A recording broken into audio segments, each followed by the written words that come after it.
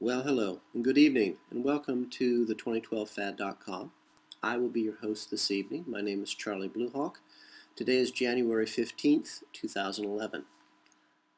Last night, we chatted about the sole survivor, that one person who decides to go it alone through the event, in hopes, I guess, that the rest of us who have worked and sacrificed and suffered to make a place for ourselves, a home for each other,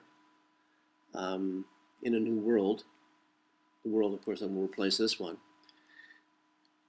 I guess the sole survivor thinks that their selfishness will be rewarded by us taking him in afterwards.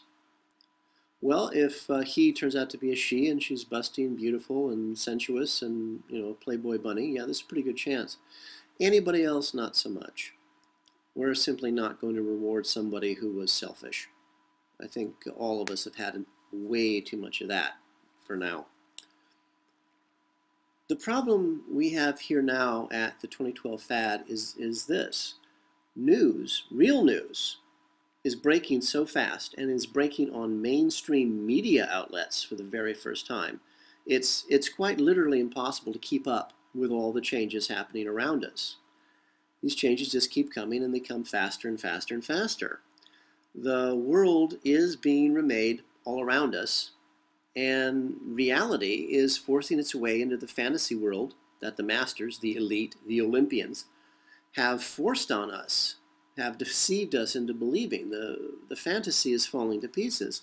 Now, whether that actually affects the 98%, the cattle, I doubt it, frankly. I don't think anything can reach them. Again, it's that, the guy sitting in front of his big screen TV, he's got a beer in one hand, a woman in the other, he's watching the game, he's on a comfy couch. Why should he care? He's comfortable, pizza's on the way. And truly I envy those folks, but even as reality bursts around them, I frankly think they'll do everything they can to ignore it. And, God bless them for that. Now, for myself, I was reminded just yesterday of a very simple fact that all of us seem to have overlooked. In any solar system, there are suns and moons and planets and asteroids, and there's junk. Just lots of junk. Pieces of rock, frozen water, frozen gases. They're floating all through any solar system. That's just the way it is. God is great, but she's fairly untidy. Now, what we have again appeared to have forgotten is that the brown dwarf star and its 3 planets, which form their own plane, will pass through the plane of our solar system. And they're going to be bringing all this planetary junk with them as well, and a lot of that junk will be preceding them. It will arrive way ahead of the brown dwarf and its 3 planets. This means that not only will the brown dwarf star affect us, which it is already, but all that planetary junk will affect us as well in the form of really big rocks falling out of the sky and falling on top of us. Now, we're all, well, we, you and me, are all aware, excuse me, that lots of scientific expeditions have been storming the South Pole over the last few years, and the Vatican even has Project Lucifer. I love it.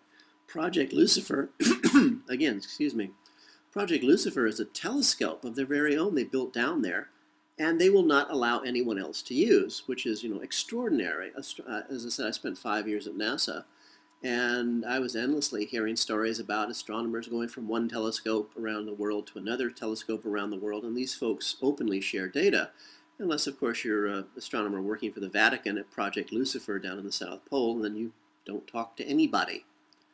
That, even for scientists, is bizarre. Now, at first when I heard about all these expeditions going to the South Pole, I thought it was they were going down there for this underground lake of warm water. This basically this inland sea they found beneath the ice cap, and the ice cap, of course, is like 5,000 feet thick. This inland lake was so warm and so large, it actually formed its own natural cave under the ice. It actually formed a dome. And apparently it's tens of thousands of years old, which means that it's very clean down there, very pristine. But for some reason, the exploration of that underground lake halted very suddenly, and all mention of it vanished. Then there were discoveries of several very large magnetic objects near the lake, same lake, objects whose magnetic influence was so great they could be seen from satellites in orbit. They could apparently be detected by aircraft. And then that expedition to find these magnetic objects in the South Pole was canceled. Now, birds are dropping dead out of the sky by the tens of thousands all over the world, seemingly for no reason. Fish are dying in lakes and rivers and seas all over the world, again, seemingly for no reason.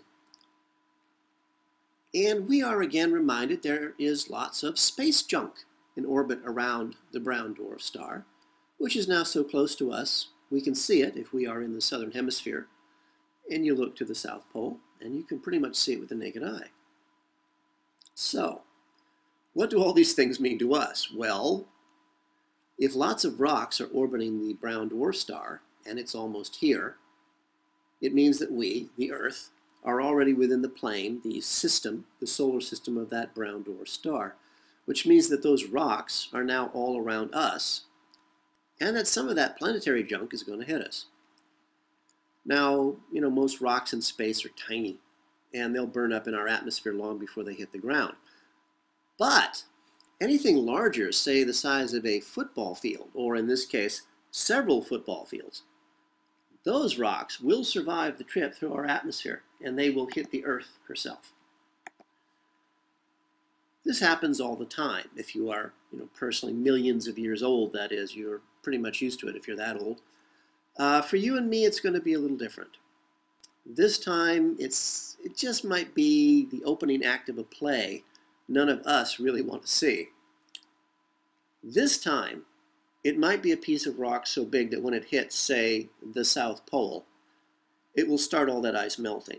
And as we talked about the other day, the ice sheet that covers the southern continent is bigger than all of North America, and it's 5,000 feet thick. And as that ice sheet, that ice continent that is several times bigger, as I say, than all of North America starts to melt, sea levels will rise, and they will rise very fast. And then what's next? Well, joy. Our planet flips. You might remember a few episodes back that I suggested to you that when your end comes, your family's end comes, it will not be sudden. It will not be quick, and it will not be painless. This is what I was talking about. As the sea levels rise, you will see it coming. You will